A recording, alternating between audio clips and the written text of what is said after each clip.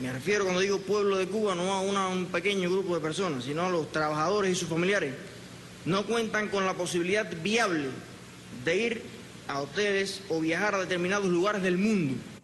Y le hizo muchas preguntas más. Recordemos que la Universidad de las Ciencias Informáticas, la famosa UCI, había sido ya noticia debido a una reunión de la FEU o de la Juventud Comunista, no recuerdo bien, dirigida entre otros por el hijo de Carlos Laje, el entonces vicepresidente del régimen castrista. Y ahí los profesores, en vez de educar de forma parcial, hacían una suerte de llamado a la guerra cibernética. Veamos. Estamos en presencia de los estudiantes de la Universidad de las Ciencias Informáticas, que tienen la misión fundamental de, ante todo, compañeros, defender la revolución y defenderla con sus valores, con su inteligencia y, por supuesto, con sus conocimientos. Yo creo que nuestros estudiantes son los guerrilleros de la nueva era. Los guerrilleros de la nueva era, Dios mío. A partir de ese momento, Eliezer Ávila ha pasado por varias etapas y más de un calvario. De estudiante rebelde fue luego obligado, tengo yo la impresión, a una suerte de retractación ante las cámaras de la televisión nacional y poco a poco fue transformándose en un opositor directo de la dictadura. Fue además el primero en conseguir salir del país tras la nueva política migratoria y el primero también, hasta donde yo sé, igualmente aclaro, que ha planteado la necesidad de formar un partido político a su regreso a la isla. Él estará aquí con nosotros en solo un segundo.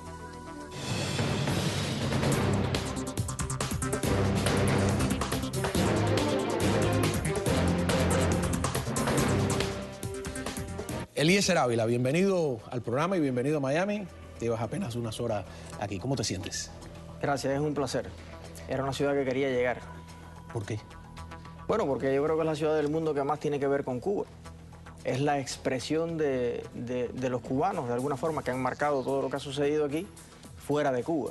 Como una pequeña isla donde ha habido un experimento, comunismo a 90 millas y otro sistema al otro lado, ¿no? Y bueno, cuando uno recorre la ciudad, pues ve cuál es el resultado. En términos de población, después de La Habana y Santiago de Cuba, puede que sea la tercera ciudad de Cuba. Hay aquí casi 1 millón de cubanos nacidos en la isla, ¿no? Algunos piensan que incluso después de La Habana, ¿no?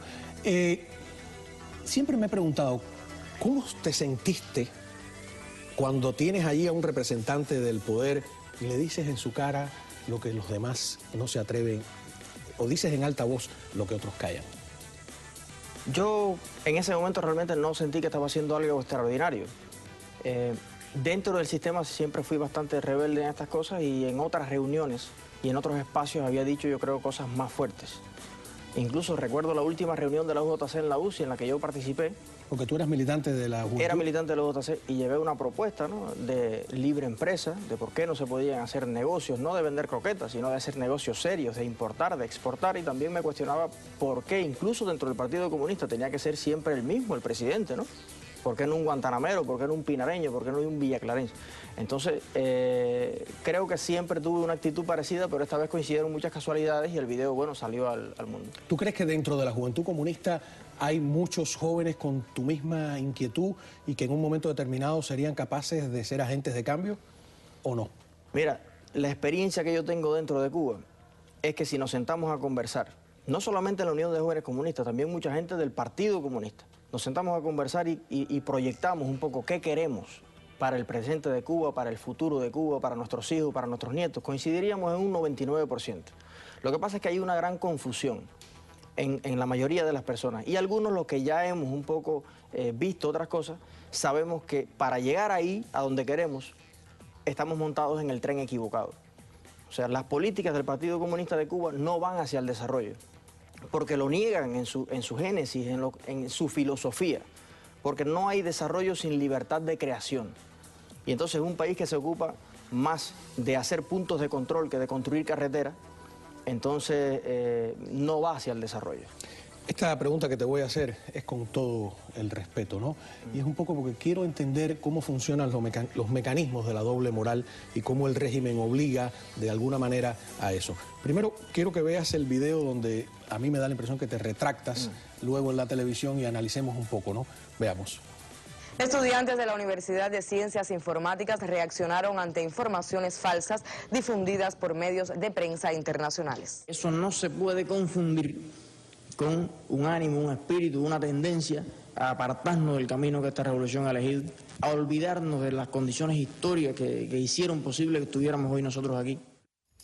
En ese momento, ¿tú creías eso que estabas diciendo o te sentiste obligado, presionado? Cuéntame, ¿cómo pasó eso, si puedes? En ese momento yo creía absolutamente lo que estaba expresando ahí. O sea, tú eres un joven revolucionario, militante de la Unión de Jóvenes Comunistas, que tiene dudas en un momento que están invitando a que los critiquen y cuando planteas esas dudas, ¿qué pasa? ¿Qué se desencadena? Las preguntas que yo hice, las hice confiado ciegamente, creyéndome que dentro del sistema comunista uno podía responder a ese llamado de ser franco, de ser sincero, de aspirar a cambiar las cosas desde adentro. Y esa fue la expresión que allí yo di, pensando en eso. Incluso cuando se hace este video, a mí se me comunican una serie de cosas como que estaba preso, que se me había quemado el colchón, que me habían expulsado de la universidad, cosas que no eran ciertas. Y yo realmente nunca tuve la intención de hacerme famoso a base de mentiras. Tú te vas, tú explicas porque tenías un problema de los cordales. ¿Es un pretexto o es cierto? El problema de los cordales era cierto, en lo absoluto. ¿Pero ellos te mandaron a ti a Oriente? No, yo me fui, pero también porque había oído algunos rumores de que en la universidad iban a hacer una especie de actos donde iban a participar los otros también que intervinieron, porque debo decir, no debo atribuirme solo el mérito a mí. Hablaron otros estudiantes que lo hicieron muy coherente y muy bien. Entonces, estaban haciendo una serie de actos, planificándolos, en los que realmente yo no quería participar, porque sentía que era como eso, como retractarse. Hay otro video que yo quiero que tú me digas si... Porque este anterior lo pusieron en la televisión, pero este otro tengo la impresión de que no, que fue solo para consumo exterior. Veamos. Que el hecho de que allí algunos estudiantes hayamos expuesto algunas cuestiones, algunas polémicas, que de cierto modo nos miramos por dentro, revisamos nuestros conceptos, es para construir mejor el socialismo y no para destruirlo. Y para las cosas que hay que arreglar, las que hay que cambiar o las que hay que revisar, lo haremos dentro de la revolución. Después del calvario al que te han sometido y de toda la evolución, yo creo que el ser humano evoluciona y cambia, ¿no? ¿Tú sigues creyendo que ese socialismo es salvable, que se puede hacer cambios desde dentro de la revolución o que eso ya no tiene remedio? Yo estoy absolutamente seguro de que sin democracia política en Cuba no va a haber desarrollo nunca. Lo que pasó después de ese momento, porque déjame aclararte, hasta que se hizo esta reunión yo no había tenido frente a mí ni a un solo uniformado, ni agente de seguridad del Estado, ni nada absolutamente. Realmente no había pasado nada. Entonces cuentan conmigo para decir, bueno, lo más lógico es que tenemos que desmentir lo que no es cierto. Digo, bueno, pues cuenten conmigo para eso. Ni estoy preso, ni estoy golpeado, ni me han expulsado de la universidad, y fue lo que allí expliqué. Y realmente estaba dentro del sistema en ese momento. Pero después que se hace ese video, que realmente no lo ponen en el noticiero y lo proyectan al mundo, un poco que ya tenían lo que querían, entonces empezaron los problemas. Empezó el nuevo tratamiento. O sea, ellos ya no te trataron como un estudiante más. No. ¿No te permitieron regresar? ¿Y tú pretendías vivir en La Habana y no te dieron el permiso? Fue una serie de cosas. Lo primero que pasó fue que me dijeron que tenía que dedicarme a mi tesis solamente. Después de todo un proceso en el que querían expulsarme de la UJC y posiblemente el paso siguiente era de la universidad. Pero la UCI era la universidad más conectada de Cuba. Hacía poco había habido una especie de revuelta en la Universidad de Oriente. Y yo tenía un apoyo estudiantil serio, porque había sido, de todo corazón, un dirigente de la FEU que me enfoqué en defender a los estudiantes todo el tiempo, a costa incluso a veces de fracasar en pruebas docentes por estar cuidando la comida de la gente. Y tenía realmente un nivel de apoyo que llevaron a votación en mi grupo alrededor de 3 o 4 veces las medidas que querían tomar conmigo, y la gente me apoyó hasta el último momento, y les debo a los estudiantes de la universidad, puede ser histórico, eso es la primera vez que los estudiantes democráticamente salvan a uno de ellos, ¿no? Y eso pasó conmigo. Todo esto te lo digo sin ninguna suspicacia, ¿no?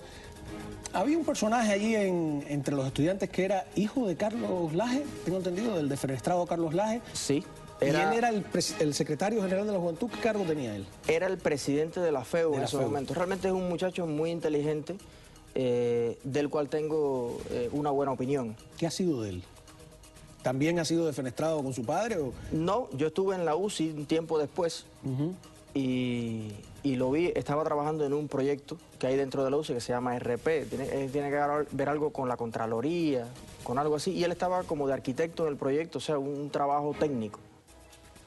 Vamos a hablar un poquito del futuro, pero antes te quiero que tú que estás más cerca de esa realidad, que me des tu opinión sobre este rapeo de los policías, de la PNR, de las patrullas que están ahí haciendo un elogio de los chivatones, de los delatores, como quieran llamarle. Vamos a ver. Todo por amor, a la revolución, defender al pueblo, esa era su misión, no importa el dolor, pensaron que era traición, y por dentro ellos gritaban, viva la revolución, cubano, levanten la mano, yo quiero gritar no al bloqueo americano, tenemos mis razones, entre ellos dos hermanos, Emilio y Vladimir, ellos fueron entrenados para proteger a Cuba, ellos estaban infiltrados con la loba feroces disfrazadas de yapoces que tan solo por dinero tienen la moral de hielo, como dijo el comandante, patrón, muerte venceremos. En mi Cuba y no se rendirá, sea como sea, seguiremos adelante con la bandera en alto y que vive el comandante. Nunca olvidaremos a aquellos que cayeron y junto al comandante, todos gritaremos que vive el socialismo, patrón, muerte venceremos, que vive el socialismo, patrón, muerte venceremos. Todo por amor. ¿Qué cosa es esto, tú? Esta locura. Son los policías, de verdad, no están disfrazados, ¿no? Es fuerte, es fuerte. Yo tenía amigos que eran cadetes del MININ dentro de la universidad y he visto sus proyecciones culturales y bueno, siempre son mejor que esto. Realmente ya esto es el colmo. Ojalá eso que repiten ahí, que defender al pueblo es nuestra misión. Ojalá eso se concretara. Yo admiro una policía que no se llame así, Policía Nacional Revolucionaria, sino Policía Nacional o Policía de Cuba. Como se llamaba antes. Como en cualquier parte, descomprometida de un pensamiento político de un partido. Pero yo admiraría una policía que realmente yo me sienta seguro donde quiera que estoy en Cuba, cualquiera que sea mi pensamiento.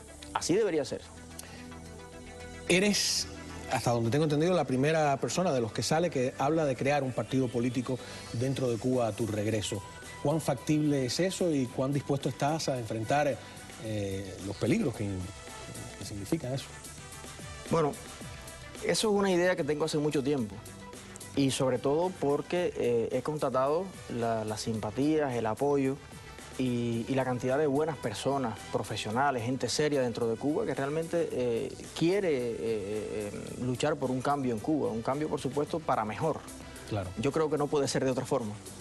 Y entonces esos son mis planes, por eso estoy impulsando este movimiento Somos Más, convencidos de que somos más y no por una retórica ni por una opinión política, sino porque lo he contactado en la práctica, que tiene como objetivo nuclear a mi alrededor un grupo de gente, conocernos, crear y desarrollar esa palabra tan destruida en Cuba que es la palabra confianza, porque para uno tener un proyecto común tiene que tener confianza. Claro. Y entonces, bueno, queremos conocernos, debatir, compartir ideas de presente, de futuro. Y yo creo que en algún momento próximo va a nacer esta organización con toda la salud y la fuerza y la moral suficiente. Pues te deseo muchísimo éxito, ¿no? Gracias. Y que de verdad haya salud política y mental en esa Cuba futura que todos proyectamos y queremos y nos imaginamos. Bienvenido, una frase que se usaba mucho antes aquí, a tierras de libertad y que esas tierras de libertad puedan ser un día las de nuestro país, en definitiva, ¿no? Así Gracias a ti. Bienvenido, un placer, cómo no. Fíjate, la belleza también tiene un valor, ¿no? Y nuestra invitada especial en la segunda parte del programa, dicen que ha destronado a una de las más bellas actrices y figuras de Hollywood. Estará aquí con nosotros, de cuerpo entero, en solo segundos.